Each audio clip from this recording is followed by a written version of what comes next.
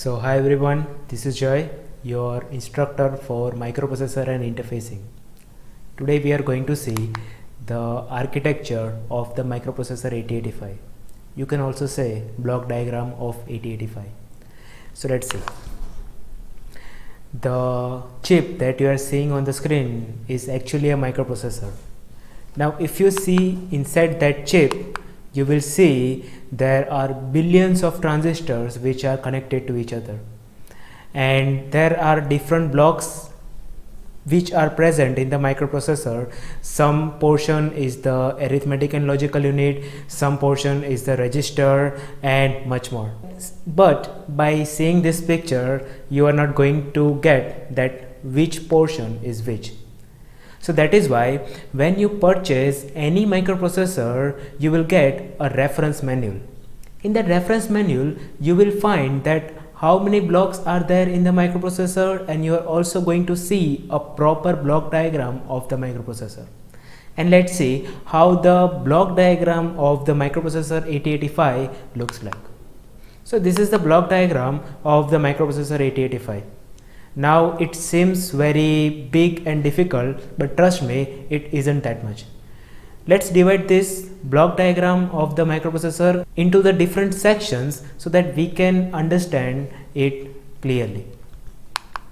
The first section of the microprocessor 8085 is the register section. There are different registers present in the microprocessor 8085. You can see that the registers named W, Z, B, C, D, E, H, L are present. Now each register is having size of 8-bit. So if you want to store 8-bit of data, you can use the register B, C, D, E and H, L. You cannot use the register W and Z because those are temporary registers, and those registers can be only used by microprocessor itself. So user cannot access those registers. Now what if you want to store 16-bit of data? You can also store 16-bit of data, and to store 16-bit of data you can make register pair. So how to make register pair? You can make pair of register B and C. You can make pair of D and E and H and L. You cannot make register pair randomly. You can only make these fixed pairs which are provided in the reference manual. You can see below this register there is a stack pointer and the program counter. Now to understand the working of the stack pointer and the program counter, let's see one example. Now you can see the memory of the microprocessor. Now when you program the microprocessor, all the instructions will be stored from the starting location. So you can see that from the location 0 all the instructions are stored. Right now the program that we have created is of 6 instructions. So these all instructions are stored in the memory. After the instructions are stored in the memory, the processor will start doing its task.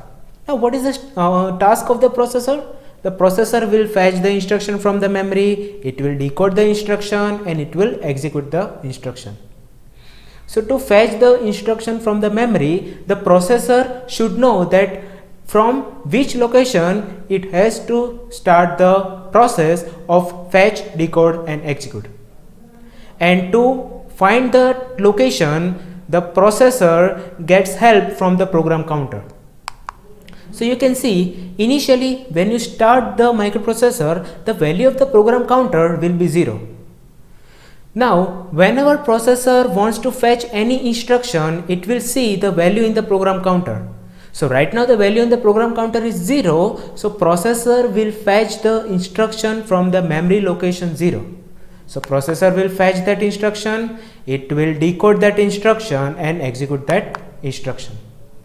After the fetch process of the instruction 0 is done, the value of the program counter will be incremented. So you can see the value of the program counter is now 1. So when processor wants to read any instruction, it will see the value of the program counter. Right now the value of the program counter is 1. So processor will fetch the instruction from the memory location 1. After fetching the instruction, the value of the program counter will be incremented. The processor will decode the instruction 1 and it will execute, and next time it will fetch the instruction from which location? The memory location 3. Okay, so every time after fetching the instruction, the value of the program counter will be incremented, so that the next time, for the next time, processor can know that from which location it has to read the instruction. Now you can see that there is a stack pointer. You can see the value in the stack pointer is the 1 2 3 4. Now from the value of the stack pointer, you can know that at which location stack pointer is pointing, and that location, it is a top of the stack. So what is the top of the stack right now? It is a 1 2 3 4. This is it for the register section. Now we are going to see the next section, that is ALU and the flag section. You can see that there is a ALU. Now what is the function of ALU? ALU means the arithmetic and logical unit. You all know that using the ALU, processor can perform arithmetic operations such as addition, subtraction, multiplication, division. Using the same ALU, it can perform some logical operations too, such as AND, OR, XOR, etc. Right. Then after, the next block is the accumulator. Now the accumulator, it is a special purpose register.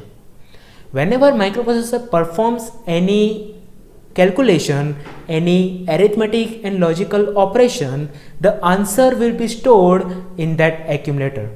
You can see that the accumulator is connected to the ALU. That is a one function of the accumulator. Accumulator can be also used to send and receive data outside of the microprocessor. So if you want to send any data outside of microprocessor, or if you want to receive any data from the outside of the microprocessor, accumulator can be used. The next register is the temporary register. Again, this register cannot be used by programmer, and temporary register, it is used by microprocessor to store any temporary data between any arithmetic or logical operation. After that, you can see there is a flag register. So as you can see that this is the pattern of the flag register. The size of the flag register is 8-bit, but total 8 flags are not present, only 5 flags are present. Which are these flags? There is a sign flag, then there is a 0 flag, auxiliary carry flag, parity flag, and the carry flag. Now let's see when this flag will be affected. So this is the example. We are performing the addition of these two 8-bit numbers. When you perform any arithmetic and logical operation, the value of the flag will be affected. So all flag will be affected when you perform any arithmetic and logical operation. Now let's add this number and you will get the answer. So let's name these bits from D0 to D7. Now for the sign flag, when after performing any arithmetic and logical operation, if the value of the D7 bit is 1, in that case the sign flag will be set. So you can see that the value of the sign flag is changed to 1. After performing any arithmetic and logical operation, if the value of the D7, or we can also say that the value of the MSB is 0, in that case the sign flag will be reset, means the value of the sign flag will be 0. After that, let's see when the 0 flag will be affected. So after performing any arithmetic and logical operation, if all the bits from the D0 to D7 is 0, in that case the 0 flag will be set, means the value of the 0 flag will be 1. Right now you can see that in the answer all the bits are not 0, so value of the 0 flag will be 0. That is, we can say reset. The next flag is the auxiliary flag. The function of the auxiliary flag that we are going to see by a different example. Let's first see how the parity flag is changed. So right now except that the value of the auxiliary flag is 0. After that, the next flag is the parity flag. Now when the parity flag will be set? After performing any arithmetic and logical operation, if in the answer total number of ones are even, in that case the parity flag will be set. So what if total number of ones are odd? In that case the parity flag will be reset. So you can see that the total number of ones are odd, so the parity flag will be 0. The last flag is the carry flag, and when the carry flag will be set? So when you are performing addition of, let's say, 8 bits and you are getting 9 bit in the answer. So we are getting 8 bit answer and the 9th bit is carry. So when the carry is generated in the D7 bit, in that case only the carry flag will be set. If we are getting carry apart from the D7 bit, in that case carry will not be set. So right now the carry flag will be reset because carry is not generated at D7 bit. Now let's see how the auxiliary carry is generated. Again, let's see the example of addition of this two 8 bits number, and after adding this number you will get this answer. Let's name these bits from D0 to D7. Now when this auxiliary carry will be set? So when you perform any arithmetic and logical operation, when the carry is transferred from D3 to D4, in that case the auxiliary carry will be set. We can also say that the carry is transferred from the lower nibble to higher nibble. What is the meaning of nibble? Group of 4 bits. So when you perform any arithmetic operation and the carry is transferred from lower nibble to higher nibble, in that case the auxiliary carry will be set. So you can see that the value of the auxiliary carry is 1. What is the value of the sign? What is the value of the sign flag? It will be 1 because the D7 bit is 1. What is the value of the 0 flag? It will be 0. Why? Because all the bits from D0 to D7 are not 0. What is the value of parity bit? So total number of ones are even, so parity flag will be set. And carry is not generated in the D7 bit, so value of the carry flag will be 0. Now let's see one more example, and for this example you have to find and you have to tell me that which flags will be affected when we perform this operation. Now let's move to the next section, that is the control unit. The first two pins in this block is the power supply. The first one is a plus 5 volt, it means that it is a VCC pin, power supply pin, and the next one is the ground, for the ground purpose of microprocessor. The next two pins of the this block is the X1 and X2. This pins is used to generate clock. Now processor, it works at particular frequency. The higher the frequency will be, the processor can work that quickly.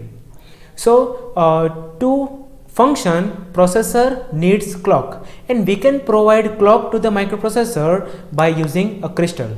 You can see that the crystal, it is a device that is having two pins, and when you interface this crystal to these two pins, the first two pins that you can see are for the power supply.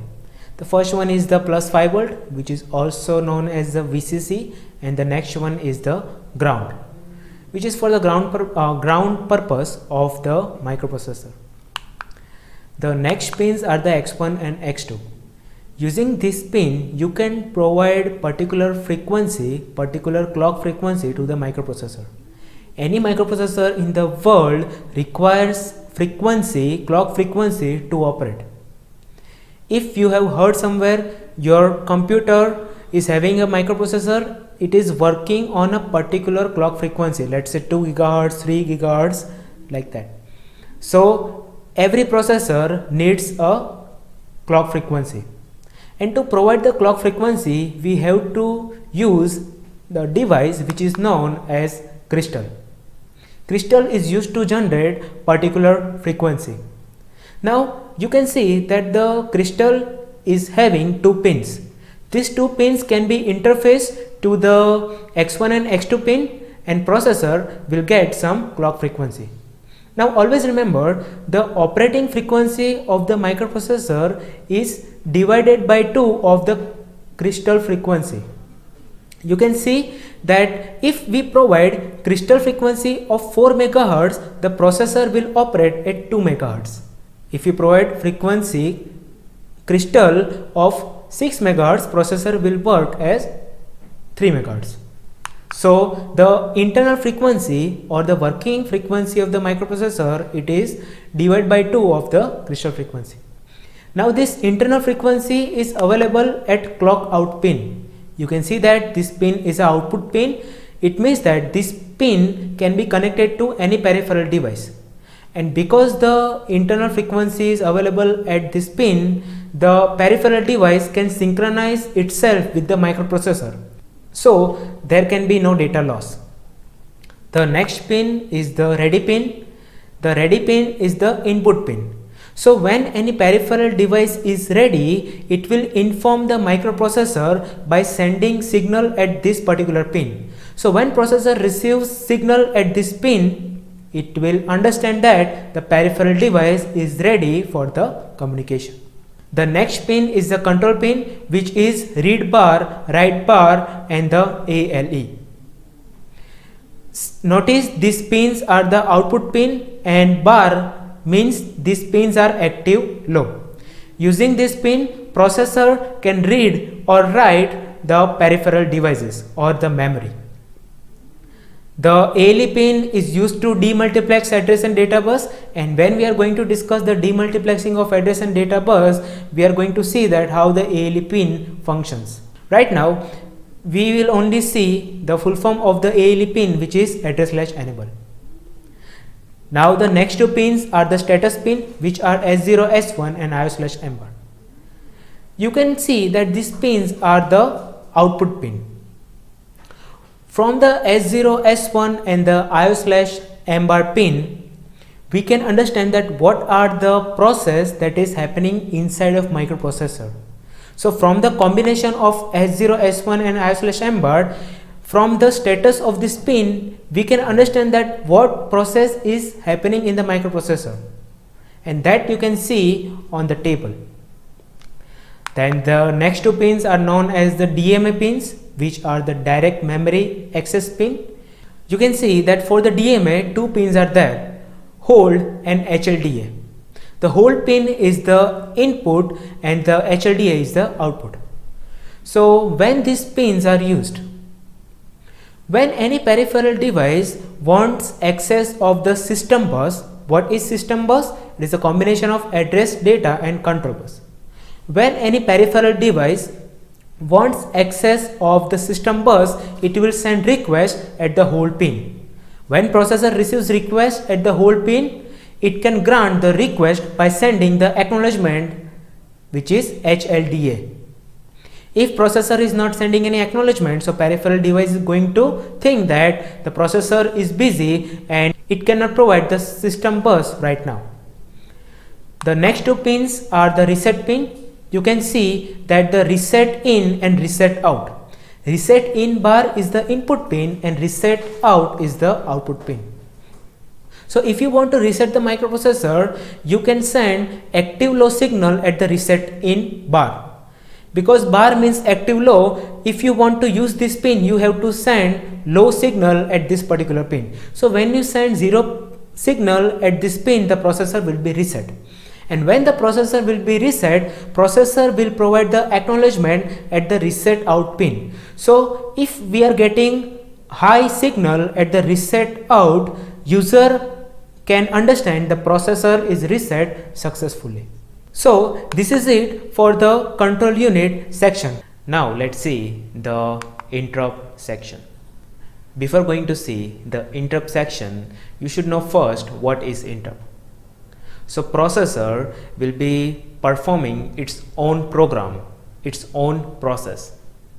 When processor is executing its own process and when the interrupt is received at the processor will stop that process it will hold that process and it will start executing the process which is initiated by the interrupt. After the process which is initiated by the interrupt is completed, the processor will start performing its own process from where it stopped, and that is known as interrupt. Generally, interrupt is divided into two types, which is hardware interrupt and the software interrupt. Right now you can see in the block diagram it is hardware interrupt. You can see in the interrupt section there are 6 pins. There is trap, then there is RST 7.5, RST 6.5, RST 5.5, INTR and INTA bar. So you can notice that from these 6 pins, 5 pins are input and 1 pin is output. So in the microprocessor 8085 there are 5 hardware interrupts, which is trap, RST 5.5, 6.5, 7.5 and INTR. The last pin, which is INTA bar, and it is for interrupt acknowledgement. Right, now let's see the priority of this interrupt. So you can see that from these 5 pins, the trap is having the highest priority and the INTR is having the lowest priority. So the priority, you can see that is a trap is at the highest priority. After that the RST 7.5, then RST 6.5 and RST 5.5, and last one is the INTR. So what is this meaning of priority? Priority means that if the processor is getting interrupt at 2 pins at the same time, so the processor will execute the interrupt which is having the highest priority. For example, processor is getting interrupt at its 2 pins, which is trap and RST 7.5. So it will execute which interrupt? The trap. Why? Because it is having the highest priority. You can see that the trap is non-maskable interrupt and the remaining interrupts are maskable. Now what is the meaning of the non-maskable and the maskable? Maskable means that if processor is performing very important program, in that case the processor can mask those interrupts which are less important or no important. But the trap is non-maskable interrupt. It means that if processor is performing any important program and if it is getting interrupt at trap pin, it has to stop that program and it has to execute the interrupt which is initiated by trap. Now let's see the next block, which is serial input output section. Using this serial input output section, the microprocessor can send data to peripheral devices. So the 2 pins are there in the serial input output section, which is SID and SOD. SID means that serially input data and SOD means that serially output data. It means that if you want to send data, for example, if you want to send 8 bit of data, in that case you have to send all these bits one by one. And if you want to receive any data, in that case you have to receive all the bits one by one. You cannot send data parallelly, right?